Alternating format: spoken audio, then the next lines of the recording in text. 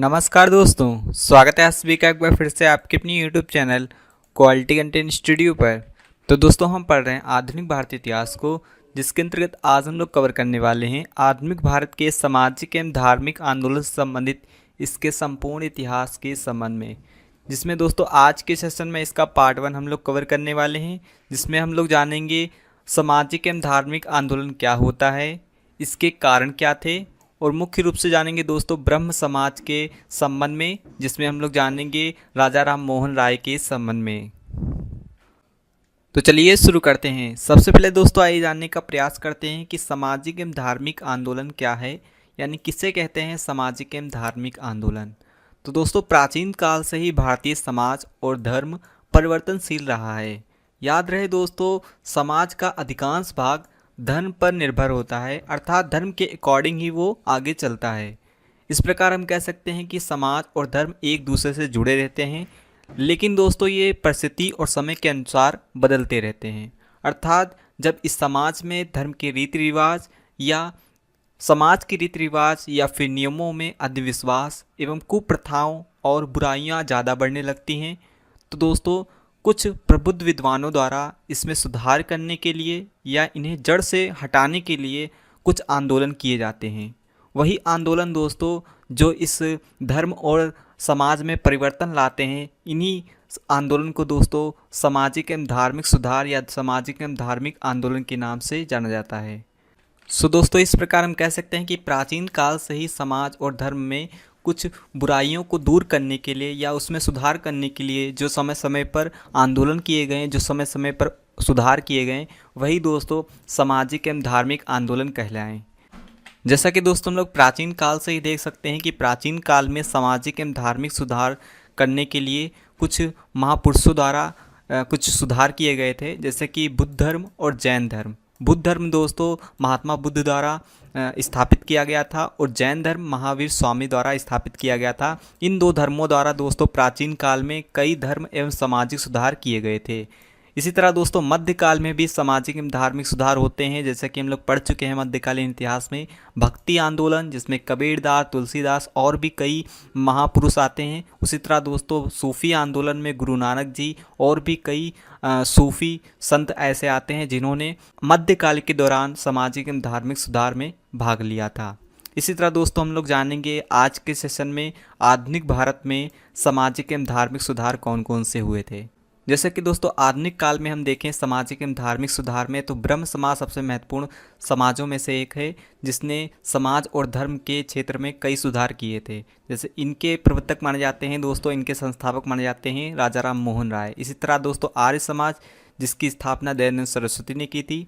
इसी तरह हम लोग जानेंगे रामकृष्ण मिशन के संबंध में, यानी कि स्वामी विवेकानंद जी के संबंध में। प्रार्थना समाज, अलीगढ़ आंदोलन, देवगढ़ आंदोलन और अहमदिया आंदोलन।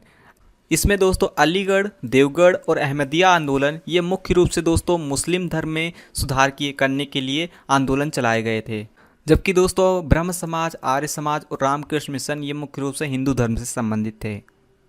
दोस्तों इस प्रकार हमने जाना कि सामाजिक एवं धार्मिक आंदोलन क्या होता है, कि प्राचीन काल से ही हमें देखने को मिलता है कि भारतीय समाज और धर्म एक दूसरे से जुड़े हुए हैं और ये परिवर्तनशील है, अर्थात ये समय और परिस्थितियों के अनुसार बदलते रहते हैं।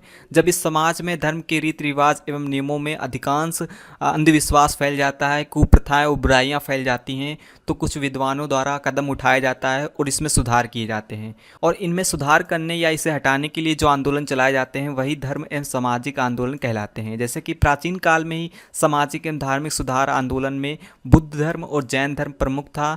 मध्यकाल में दोस्तों भक्ति आंदोलन और सूफी आंदोलन प्रमुख था। और बात करें दोस्तों आधुनिक काल की, तो आधुनिक काल में ब्रह्म समाज, आर्य समाज, रामकृष्ण मिशन, प्रार्थना समाज, अलीगढ़ आंदोलन, देवगढ़ आंदोलन और अहमदिया आंदोलन, इन सभी के बारे में दोस्तों हम कवर करने वाले हैं, जिसमें कि ब्रह्म समाज के बारे में आज हम लोग डिटेल से कवर करेंगे। इसी प्रकार दोस्तों आइए जानने का प्रयास करते हैं आधुनिक भारत में सामाजिक एवं धार्मिक सुधार के कारण क्या थे, यानी कि समाज के क्षेत्र में, धर्म के क्षेत्र में ऐसे कौन से कारण थे जिन कारणों से इन क्षेत्रों में दोस्तों सुधार करने की आवश्यकता पड़ी थी। सामाजिक कारण में देखें तो दोस्तों समाज में उस समय सती प्रथा काफ़ी व्याप्त थी। सती प्रथा एक ऐसी प्रथा थी जिसमें यदि किसी महिला के पति की मृत्यु हो जाती थी, उस महिला को यानी कि उस विधवा को उस पति की चिता के साथ जिंदा जला दिया जाता था। ऐसी कुप्रथाएं दोस्तों समाज में व्याप्त थी। इसके अलावा पर्दा प्रथा यानी कि घूंघट लेने की प्रथा, दास प्रथा यानी कि गुलाम बनाने की प्रथा, बाल विवाह यानी कि बच्चों को कम उम्र में ही उनकी विवाह कराने की प्रथा, इसके अलावा दोस्तों शिशु कन्यावध, विधवा विवाह पर पाबंदी यानी कि विधवाओं को दोबारा दोस्तों विवाह करने की इजाज़त नहीं थी। इसके अलावा दोस्तों नर बलि यानी कि मानव की बलि दी जाती थी और स्त्रियों के साथ भेदभाव, ये सभी दोस्तों समाज में कुप्रथाएं या ऐसी बुराइयां व्याप्त थी। इन्हीं सभी समस्याओं के कारण दोस्तों समाज में सुधार करने की आवश्यकता पड़ी थी। इसके अलावा दोस्तों धार्मिक कारण देखें तो धर्म के क्षेत्र में अंधविश्वास, आडंबर, कर्मकांड, पुरोहितवाद, मौलवीवाद आदि दोस्तों कारण माने जाते हैं। इन सभी कारणों के कारण ही दोस्तों धर्म में सुधार करने की आवश्यकता पड़ी थी। इसी तरह दोस्तों आर्थिक कारण में देखें तो उस समय अंग्रेजों का भारत में राज था और अंग्रेजों द्वारा दोस्तों भारतीयों का आर्थिक शोषण किया जा रहा था। इस कारण दोस्तों देश में काफ़ी बेरोजगारी फैल गई थी और परिणाम स्वरूप दोस्तों गरीबी भी काफ़ी बढ़ गई थी। इन सभी दयनीय आर्थिक स्थिति के कारण दोस्तों समाज अंधविश्वासों और कुरीतियों में फंसता चला जा रहा था। खासकर देखा जाता है कि दोस्तों जब गरीब व्यक्ति अंधविश्वासों और कुरीतियों को आसानी से अपना लेता है, वो आसानी से उनकी जाल में फंस जाता है। अन्य कारणों में दोस्तों देखा जाए तो सबसे महत्वपूर्ण कारणों में से एक माना जाता है अंग्रेजी शिक्षा का भारत में प्रवेश। तो दोस्तों अंग्रेजी शिक्षा का जब भारत में प्रवेश होता है तो लोग शिक्षित होते हैं और यूरोप से संबंध बढ़ते रहते हैं और लोग जब शिक्षित हुए तो विदेशों में उनका आना जाना हुआ। लोगों ने विदेशों के नियम एवं उनके संविधानों को पढ़ा, उनके नियम एवं कायदे कानून को जाना और विदेशियों के इन नियम कानून को जानकर दोस्तों भारतवासियों ने अपने मूल अधिकारों को समझा। तब दोस्तों इन कुप्रथाओं के प्रति उन्होंने आवाज़ उठाई और अपने मूल अधिकार की बात की। इसी क्रम में दोस्तों अब आइए हम लोग जानते हैं आज का जो हमारा टॉपिक है ब्रह्म समाज, उसके संबंध में। ब्रह्म समाज के संस्थापक दोस्तों माने जाते हैं राजा राम मोहन राय जी। राजा राम मोहन राय जी से संबंधित दोस्तों सबसे पहले आइए इनकी समान जानकारी जानने का प्रयास करते हैं, यानी कि सबसे पहले इनका बेसिक जानने का प्रयास करते हैं।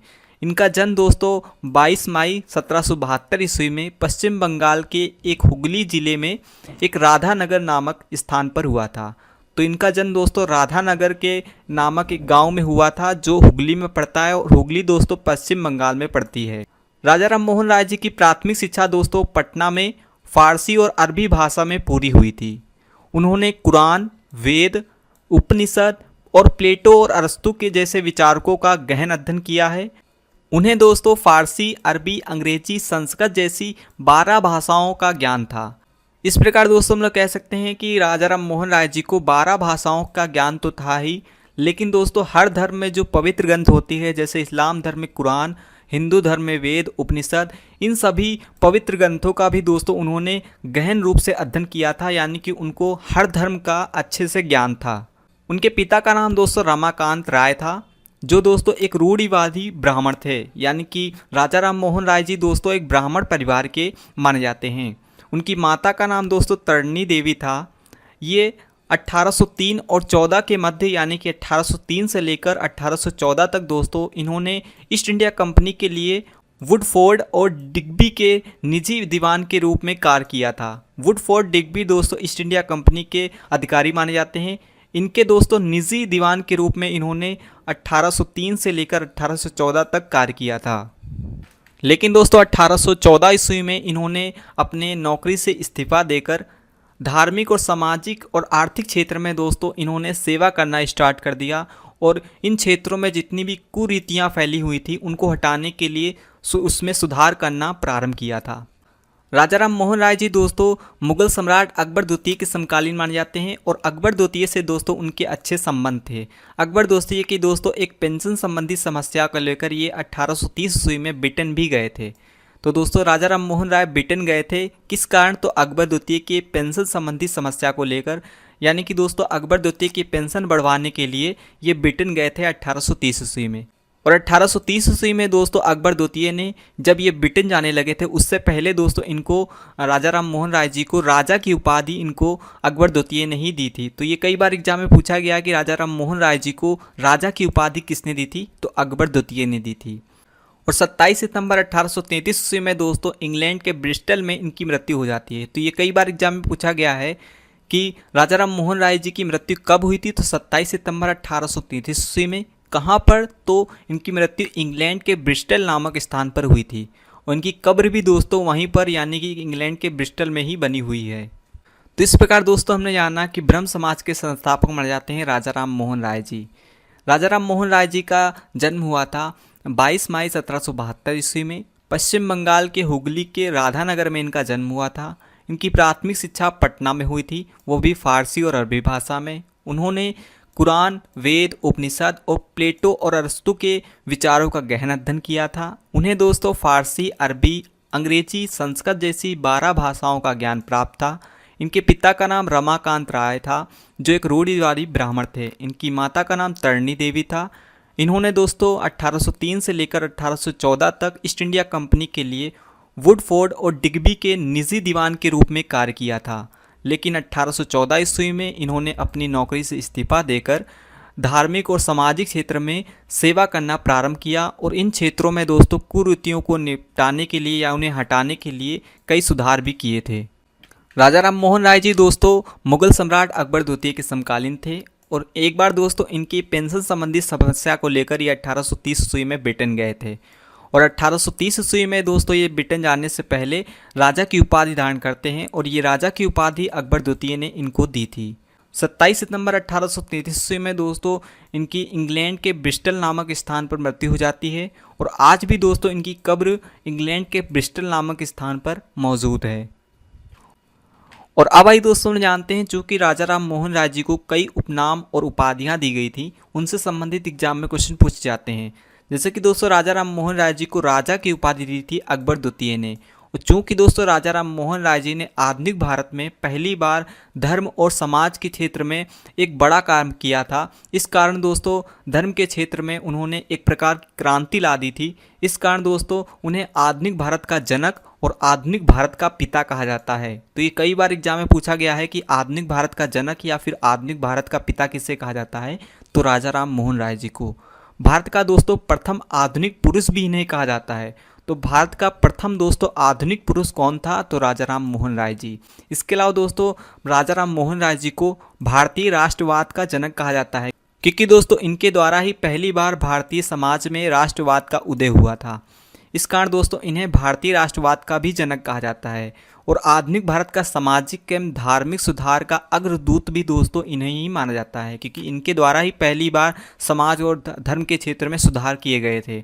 इसके अलावा दोस्तों भारतीय पत्रकारिता का जनक और अग्रदूत भी इन्हें कहा जाता है, क्योंकि इनके प्रयासों के फलस्वरूप ही दोस्तों भारतीय पत्रकारिता एक तरह से स्वतंत्र हो पाई थी और इस कारण दोस्तों राजा राम मोहन राय जी को भारतीय पत्रकारिता का जनक और अग्रदूत भी कहा जाता है। इसके अलावा दोस्तों अतीत और भविष्य के बीच सेतु भी राजा राम मोहन राय जी को कहा जाता है। राजा राम मोहन राय जी को दोस्तों एक युगदूत की उपाधि दी गई थी। तो युगदूत की उपाधि दोस्तों राजा राम मोहन राय जी को दी थी, लेकिन किसने दी थी, तो सुभाष चंद्र बोस ने दोस्तों इनको युगदूत कहा था या युगदूत की उपाधि दी थी।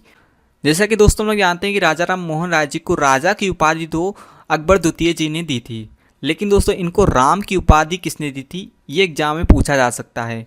तो इनके पिता रमाकांत जी ने दोस्तों इनको राम की उपाधि दी थी और जबकि राजा की उपाधि अकबर द्वितीय ने दी थी। पट्टाभी सीतारमैया ने दोस्तों राजा राम मोहन राय जी के संबंध में लिखा है कि अद्वितीय व्यक्ति के धनी राजा राम मोहन राय जी को भारतीय राष्ट्रवाद का अग्रदूत और जनक कहा जाता है। सो दोस्तों ये कथन किसने कहा था, पूछा जा सकता है, तो पट्टाभी सीतारमैया जी ने राजा राम मोहन राय जी के संबंध में कहा था। इसी तरह दोस्तों टैगोर जी ने भी राजा राम मोहन राय जी के संबंध में कहा है कि राजा राम मोहन राय जी को भारत में आधुनिक युग के उद्घाटनकर्ता के रूप में भारतीय इतिहास का एक चमकदार सितारा कहा है। तो इस प्रकार दोस्तों हमने जाना कि राजा राम मोहन राय जी को कई उपाधियां और उपनाम दिए गए थे, जैसे कि राजा की उपाधि अकबर द्वितीय ने दी थी, आधुनिक भारत का जनक और आधुनिक भारत का पिता भी इन्हें कहा जाता है, भारत का प्रथम आधुनिक पुरुष भी इन्हें कहा जाता है, भारतीय राष्ट्रवाद का जनक कहा जाता है और आधुनिक भारत का सामाजिक एवं धार्मिक सुधार का अग्रदूत कहा जाता है, भारतीय पत्रकारिता का जनक और अग्रदूत भी इन्हें कहा जाता है, अतीत और भविष्य के बीच सेतु भी कहा जाता है और राजा राम मोहन राय को युगदूत की उपाधि सुभाष चंद्र बोस जी ने दी थी और राजा की उपाधि दी थी अकबर द्वितीय ने और राम की उपाधि दी थी उनके पिता रमाकांत जी ने।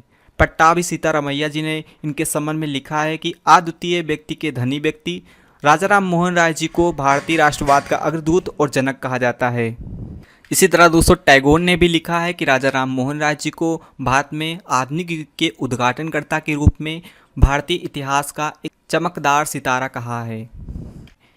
और अब आइए दोस्तों हम लोग जानते हैं कि धार्मिक क्षेत्र में राजा राम मोहन राय जी ने कौन कौन से कार्य किए थे। इसके बाद दोस्तों हम लोग जानेंगे सामाजिक क्षेत्र में राजा राम मोहन राय जी ने कौन कौन से कार्य किए थे। लेकिन इससे पहले दोस्तों सबसे पहले हम लोग जान लेते हैं कि राजा राम मोहन राय जी की विचारधारा कैसी थी। तो दोस्तों 2-3 पॉइंट याद रखते हैं कि राजा राम मोहन राय जी दोस्तों सब धर्म पर विश्वास कर रखते थे, यानी कि उनका किसी भी धर्म के प्रति कोई बैर नहीं था। लेकिन दोस्तों उनमें होने वाले अंधविश्वास और आडंबर के वे सख्त विरुद्ध थे। इस प्रकार हम कह सकते हैं कि राजा राम मोहन राय जी आडंबर और अंधविश्वासों के सख्त विरुद्ध थे। राजा राम मोहन राय जी दोस्तों ईश्वरवाद पर विश्वास करते थे, यानी कि उनका मानना था कि सभी के लिए एक ईश्वर है। इसके अलावा दोस्तों राजा राम मोहन राय जी अंग्रेजी शिक्षा के समर्थक थे। धर्म के क्षेत्र में दोस्तों राजा राम मोहन राय जी ने एक पुस्तक लिखी थी, उसका नाम था तुफ़ात उल मुहावुद्दीन। तो दोस्तों तुफ़ात उल मुहावुद्दीन नामक पुस्तक किसने लिखी थी? तो राजा राम मोहन राय जी ने, जिसका मतलब होता था ईश्वरवाद को उपहार। इसका पहला प्रकाशन दोस्तों होता है 1803 ईस्वी में। तो 1803 ईस्वी में इसका पहला प्रकाशन होता है। ये फारसी भाषा में लिखी गई ग्रंथ थी जो दोस्तों धार्मिक अंधविश्वासों और भ्रष्ट प्रथाओं का खंडन करती थी, यानी कि हिंदू धर्म में या किसी भी धर्म में जो व्याप्त अंधविश्वास और भ्रष्ट प्रथाएं थी उनको दोस्तों उनका खंडन करने के लिए राजा राम मोहन राय जी ने ये पुस्तक लिखी थी। इसी तरह दोस्तों 1814 और 15 में इन्होंने एक आत्मीय सभा की स्थापना की थी कलकत्ता में। तो आत्मीय सभा की स्थापना किसने की थी? तो राजा राम मोहन राय जी ने। कब? तो 1814 और 15 के बीच। और कहाँ पर की थी? तो कलकत्ता में की थी। यह सभा दोस्तों मूर्ति पूजा, जातिगत कठोरता और अंधविश्वास के विरोध के रूप में स्थापित की गई थी। यानी कि इस सभा का मूल उद्देश्य मूर्ति पूजा का खंडन करना, जातिगत कठोरता का खंडन करना और अंधविश्वासों को दूर करना था। इसके अलावा दोस्तों राजा राम मोहन राय जी ने precepts of Jesus guide to peace and happiness नामक पुस्तक लिखी थी। कब? तो 1820 ईस्वी में। तो 1820 ईस्वी में दोस्तों राजा राम मोहन राय जी ने precepts of Jesus guide to peace and happiness पुस्तक लिखी थी। यह पुस्तक दोस्तों ईसाई मशीनरी के आडंबर के विरोध में लिखी गई थी। इसे दोस्तों लंदन में भी प्रकाशित किया गया था। लंदन में दोस्तों ये कब प्रकाशित हुई थी? तो 1823 ईस्वी में। लंदन में दोस्तों ये जॉन डिग्बी के सहयोग से राजा राम मोहन राय जी द्वारा प्रकाशित की जाती है 1823 ईस्वी में। इसके अलावा दोस्तों राजा राम मोहन राय जी ने एक ब्रह्म निकल मैगजीन भी प्रकाशित की थी 1821 ईस्वी में। यह मैगजीन दोस्तों पूर्णतः अंग्रेजी भाषा में लिखी गई थी। अंग्रेजी भाषा की एक मैगजीन थी या पत्रिका थी ब्रह्म निकल मैगजीन, जो प्रकाशित हुई थी 1821 ईस्वी में। इसी तरह दोस्तों कलकत्ता यूनिटेरियन कमेटी की स्थापना भी राजा राम मोहन राय जी द्वारा की गई थी 1821 ईस्वी में। तो इस प्रकार दोस्तों राजा राम मोहन राय जी द्वारा धर्म के क्षेत्र में सुधार करने के लिए कई पुस्तकें लिखी गई। इसके अलावा दोस्तों कई सभाओं की भी स्थापना की गई थी, जैसे कि दोस्तों तुफ़ात उल मुहावुद्दीन नामक पुस्तक लिखी गई। इसका पहला प्रकाशन हुआ था 1803 ईस्वी में। ये फारसी भाषा में लिखी गई ग्रंथ थी जो दोस्तों धार्मिक अंधविश्वास एवं भ्रष्ट प्रथाओं का खंडन करती थी। इसके अलावा दोस्तों आत्मीय सभा की स्थापना की गई थी राजा मोहन राय जी के द्वारा 1814 और 15 के बीच कलकत्ता में। यह दोस्तों मूर्ति पूजा, जातिगत कठोरता और अंधविश्वास के विरोध में स्थापित की गई थी। Precepts of Jesus guide to peace and happiness नामक पुस्तक लिखी गई थी 1820 ईस्वी में राजा मोहन राय जी द्वारा। ईसाई मशीनरियों के आडंबर के विरोध में यह लिखी गई पुस्तक थी, जो दोस्तों लंदन में भी प्रकाशित हुई थी 1823 ईस्वी में जॉन डिग्बी के सहयोग से। ब्रह्म निकल मैगजीन भी निकाली गई थी 1821 ईस्वी में। ये अंग्रेजी भाषा में लिखी गई मैगजीन थी। कलकत्ता यूनिटेरियन कमेटी की स्थापना हुई थी 1821 ईस्वी में।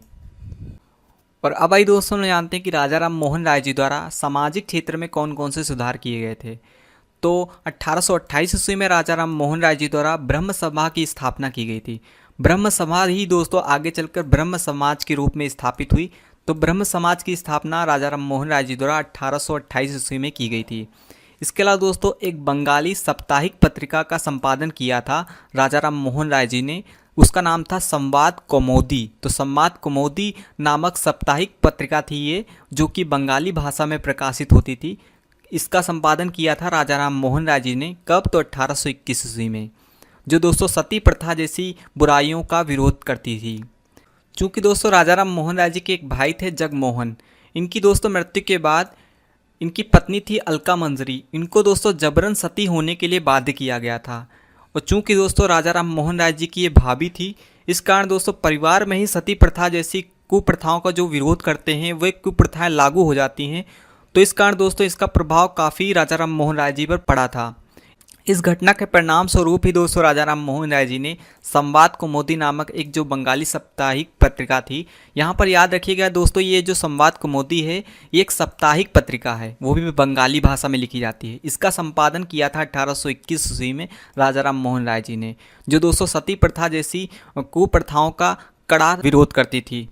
और ये राजा राम मोहन राय जी की दोस्तों कोशिश की गई थी इसका अंत करने के लिए।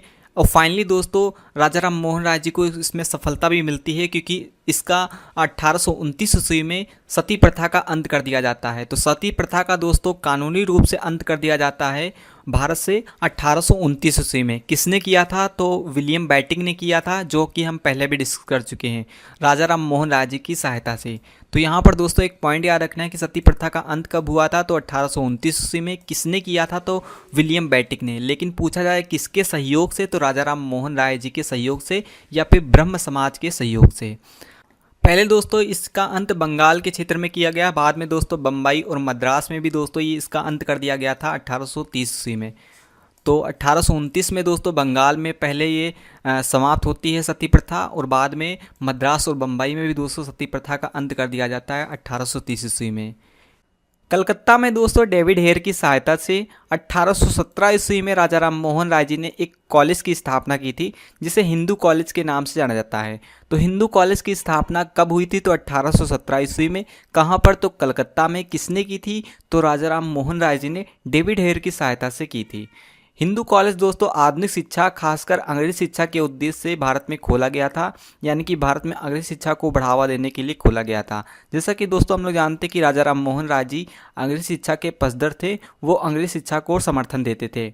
आगे इसी हिंदू कॉलेज का नाम बदलकर दोस्तों प्रेसिडेंसी कॉलेज रखा गया, यानी कि प्रेसिडेंसी कॉलेज की स्थापना की गई थी 1855 ईस्वी में। हिंदू कॉलेज को ही दोस्तों आगे प्रेसिडेंसी कॉलेज के रूप में बदल दिया गया, और यही कॉलेज दोस्तों विश्वविद्यालय में बदल जाता है 2010 ईस्वी में। यानी कि 2010 ईस्वी में दोस्तों इसी हिंदू कॉलेज को या इसी प्रेसिडेंसी कॉलेज को प्रेसिडेंसी विश्वविद्यालय घोषित कर दिया जाता है।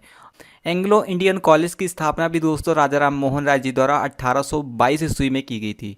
तो एंग्लो इंडियन कॉलेज की स्थापना किसने की थी? राजा राम मोहन राय जी ने। कब?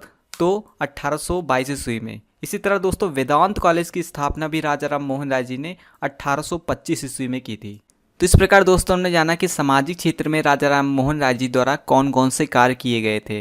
जैसे कि दोस्तों ब्रह्म सभा की स्थापना की गई थी 1828 ईस्वी में। यही ब्रह्म सभा दोस्तों आगे चलकर ब्रह्म समाज के रूप में उभरती है, यानी कि ब्रह्म सभा या ब्रह्म समाज की स्थापना 1828 ईस्वी में किसने की थी? तो राजा राम मोहन राय जी द्वारा की गई थी। इसी तरह दोस्तों 1821 ईस्वी में एक बंगाली साप्ताहिक पत्रिका का संपादन किया गया था राजा राम मोहन राय जी द्वारा, उसका नाम था संवाद कौमुदी। तो संवाद कौमुदी की संपादन किसने किया था? 1821 में। तो राजा राम मोहन राय जी द्वारा किया गया था। ये एक बंगाली साप्ताहिक पत्रिका थी जो सती प्रथा जैसी बुराइयों के विरोध में चलाई गई थी।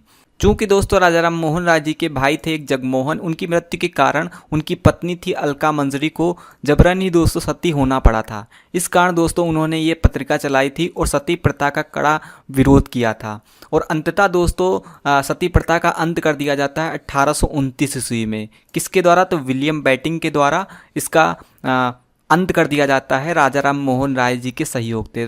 तो राजा राम मोहन राय जी के सहयोग से ही सती प्रथा का अंत हुआ था। किसने किया था? तो विलियम बेंटिक ने। कब किया था? तो 1829 ईस्वी में। मद्रास और बम्बई में भी दोस्तों सती प्रथा का अंत कर दिया जाता है 1830 ईस्वी में। हिंदू कॉलेज की स्थापना राजा राम मोहन राय जी द्वारा की जाती है 1817 ईस्वी में। कहाँ पर? तो कलकत्ता में डेविड हेयर की सहायता से। ये दोस्तों हिंदू कॉलेज आधुनिक शिक्षा, खासकर अंग्रेजी शिक्षा के उद्देश्य से भारत में खोला गया था, और आगे चलकर इसी का नाम बदलकर प्रेसिडेंसी कॉलेज रख दिया गया था। कब? तो 1855 ईस्वी में। और इसी प्रेसिडेंसी कॉलेज को दोस्तों 2010 में प्रेसिडेंसी विश्वविद्यालय का दर्जा दे दिया गया। वर्तमान में दोस्तों इसे प्रेसिडेंसी विश्वविद्यालय के नाम से ही जाना जाता है। 1822 ईस्वी में दोस्तों राजा राम मोहन राय जी द्वारा एंग्लो इंडियन कॉलेज की स्थापना भी की गई थी और 1825 ईस्वी में वेदांत कॉलेज की स्थापना की गई थी। और अब भाई दोस्तों जानते हैं राजा राम मोहन राय जी की महत्वपूर्ण रचनाएं या पुस्तकों के संबंध में। राजा राम मोहन राय जी ने दोस्तों एक तोहफात उल मुहावुद्दीन नामक रचना लिखी थी जिसका अर्थ होता था ईश्वरवाद को उपहार। इसके अलावा दोस्तों precepts of Jesus guide to peace and happiness, ये रचना राजा राम मोहन राय जी द्वारा लिखी गई थी 1820 ईस्वी में। तो precepts of Jesus guide to peace and happiness ये लिखी गई थी 1820 ईस्वी में। किसके द्वारा? तो राजा राम मोहन राय जी द्वारा। इसके अलावा दोस्तों बंगाली व्याकरण ये लिखी गई थी 1826 ईस्वी में। यूनिवर्सल रिलीजन ये लिखी गई थी 1829 ईस्वी में। भारतीय दर्शन का इतिहास ये भी 1829 ईस्वी में लिखी गई थी। इसके अलावा दोस्तों राजा राम मोहन राय जी ने एक गौड़ीय व्याकरण की रचना की थी 1833 ईस्वी में। इसी क्रम में दोस्तों आइए जानते हैं राजा राम मोहन राय जी की महत्वपूर्ण पत्रिकाओं के संबंध में। राजा राम मोहन राय जी को दोस्तों भारतीय पत्रकारिता का जनक और भारतीय पत्रकारिता का अग्रदूत भी कहा जाता है। राजा राम मोहन राय जी ने दोस्तों 1821 ईस्वी में अंग्रेजी भाषा में एक पत्रिका निकाली थी जिसका नाम था ब्रह्मनिकल मैगजीन। तो ब्रह्मनिकल मैगजीन का प्रकाशन दोस्तों किसने किया था? तो राजा राम मोहन राय जी ने किया था 1821 ईस्वी में, जो अंग्रेजी भाषा की पत्रिका थी।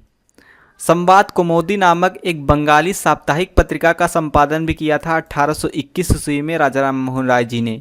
इसके अलावा दोस्तों मिरात उल अखबार 1822 ईस्वी में प्रकाशित हुआ था जो फारसी भाषा का अखबार था।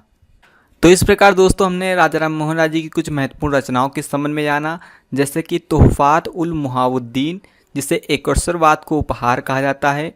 प्रीसेप्टस of Jesus guide to peace and happiness ये रचना लिखी गई थी राजा राम मोहन राय जी के द्वारा 1820 ईस्वी में। बंगाली व्याकरण लिखी गई थी 1826 ईस्वी में। यूनिवर्सल रिलीजन की रचना हुई थी 1829 ईस्वी में। भारतीय दर्शन का इतिहास लिखा गया था 1829 ईस्वी में। और गौड़ीय व्याकरण की रचना की थी राजा राम मोहन राय जी के द्वारा 1833 ईस्वी में।